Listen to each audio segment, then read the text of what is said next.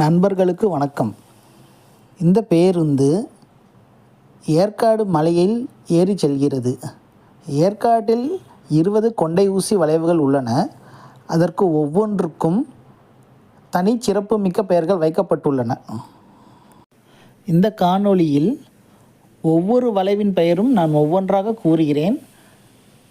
இதில் மொத்தம் 20 வளைவுகள் உள்ளன. அதில் முதல் 7 விடுதலை வீரர்கள், நம் நாட்டு விடுதலை வீரர்களின் பெயர்கள் உள்ளன. பிறகு தமிழ்நாட்டை ஆன மன்னர்கள் 6 பெயர்கள் உள்ளன. இறுதியாக 7 வளைவுகளில் புலவர் பெருமக்கள் பெயர்கள் இடம்பெற்றுள்ளன. முதலாம் வளைவு தீரன் சின்னமலை அவர்கள்.